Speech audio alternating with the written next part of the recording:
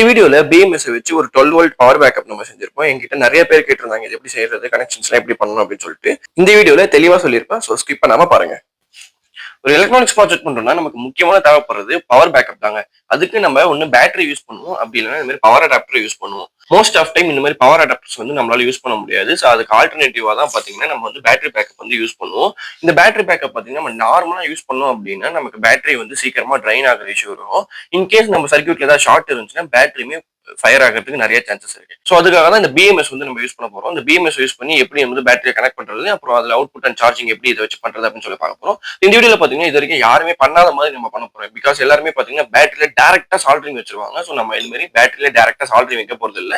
நம்ம வந்து பாத்தீங்கன்னா இந்த பின்னாடி இருக்க கேசிங்ல தான் சால்டரிங் வைக்க போறோம். இதுல கேசிங்ல சால்டரிங் வச்சு நமக்கு தேவைப்படுறப்ப பேட்டரி, அதாவது இப்போ பேட்டரி எம்ஏஹெச் இன்க்ரீஸ் பண்ணோம்னா ஜஸ்ட் நம்ம பேட்டரி மட்டும் கைட்டு எடுத்துட்டு எம்ஏஹெச் அதிகமா இருக்க பேட்டரியை போட்டு நம்ம யூஸ் பண்ணலாம். ஸோ அதுக்காக தான் பாத்தீங்கன்னா இப்போ டேரக்டா பேட்டரியில சால்டரிங் வைக்காம நம்ம இந்த கேஸ்ல சால்டரிங் வச்சு பிஎம்எஸ் கனெக்ட் பண்ண போறோம். ஸோ வாங்க வீடியோக்குள்ள போகலாம். இப்போ ஃபர்ஸ்ட் நம்ம கனெக்ஷன் எப்படி அப்படின்னு சொல்லிட்டு பார்த்துக்கலாம். இதுல என்னென்ன இருக்கும் அப்படின்னு பாத்தீங்கன்னா 0, 4.2 volt and 8.4 volt and 12.6 volt அப்படின்னு சொல்லிட்டு இருக்கும். இதுதான் வந்து பாத்தீங்கன்னா பேட்டரி கனெக்ஷன்.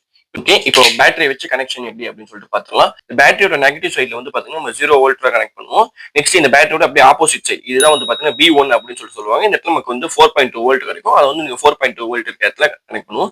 நெக்ஸ்ட் அப்படியே இதுக்கு ஆப்போசிட்ல வந்தீங்கன்னா நமக்கு பாத்தீங்கன்னா 8.4 வோல்ட் கிடைக்கும். ஸோ இந்த இடத்துல சால்டரிங் வச்சு நம்ம இங்க கொடுக்க போறோம். அப்படியே இதுக்கு ஆப்போசிட்ல வந்தீங்கன்னா நமக்கு 12 வோல்ட் கிடைக்கும். இந்த 12 வோல்ட் பாத்தீங்கன்னா நம்ம இந்த இடத்துல வந்து சால்டரிங் வச்சு பார்க்க போறோம்.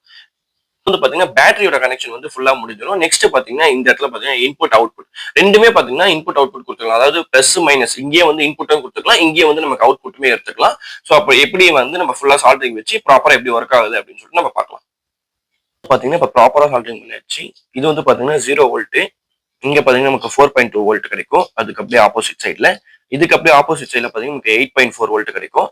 அப்படியே அதுக்கு அப்படியே ஆப்போசிட் சைட்ல பாத்தீங்கன்னா நமக்கு வந்து 12 வோல்ட் கிடைக்கும். ஸோ அதுக்கு வந்து நமக்கு பாசிட்டிவ் கொடுத்தாச்சு. அப்படியே பேக் சைட்ல திருப்பக்குள்ள பாத்தீங்கன்னா நமக்கு இந்த 0 வோல்ட் இருக்கும். ஸோ 0 வோல்ட்ல பாத்தீங்கன்னா கரெக்டா இந்த பிளாக் வயரை சால்டரிங் பண்ணிடலாம்.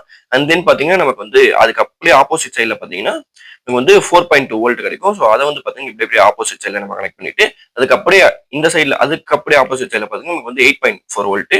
ஸோ அது வந்து பாத்தீங்கன்னா நம்ம இந்த இடத்துல வந்து சால்டரிங் பண்ணிடலாம். நெக்ஸ்ட் பாத்தீங்கன்னா 12 வோல்ட் ஃபைனலா வந்து இது நம்ம இந்த இடத்துல சால்டரிங் பண்ணணும். ஸோ அங்க இப்ப நம்ம ப்ராப்பரா சால்டரிங் பண்ணலாம்.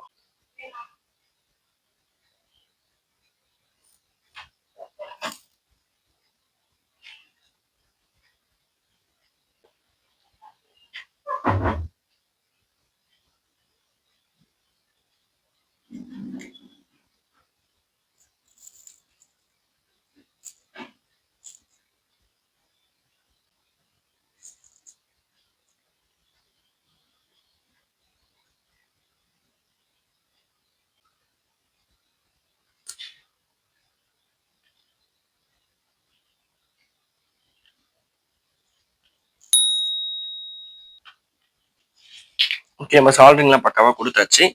ப்ராப்பரா நம்ம மல்டிமீட்டர் வச்சு இப்போ நம்ம செக் பண்ணணும் வோல்டேஜ் கரெக்டா வருது அப்படின்னு சொல்லிட்டு. ஸோ நான் செக் பண்ணக்குள்ள பாத்தீங்கன்னா எனக்கு 9.84 வோல்ட் வருது. அப்படின்னா சார்ஜ் வந்து பேட்டரியில கம்மியா இருக்கு.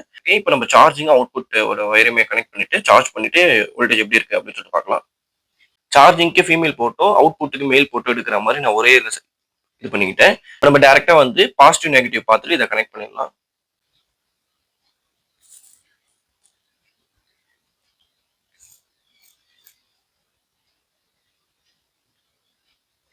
பாத்தீங்கன்னா இன்புட் வயரை மடக்கி விட்டு இது ஃபுல்லா நம்ம டேப் அடிச்சுக்கணும். இப்போ ஆடிக்கிட்டே இருந்துச்சுன்னா இந்த ஒயர் வந்து கட் ஆயிடும். ஸோ அதனால தான் வந்து பாத்தீங்கன்னா இப்படி ஆடாத மாதிரி நான் வந்து டேப் போட்டு எடுத்துக்கிட்டேன். பாத்தீங்கன்னா ப்ராப்பரா எல்லாமே சால்டரிங் பண்ணி முடிச்சாச்சு.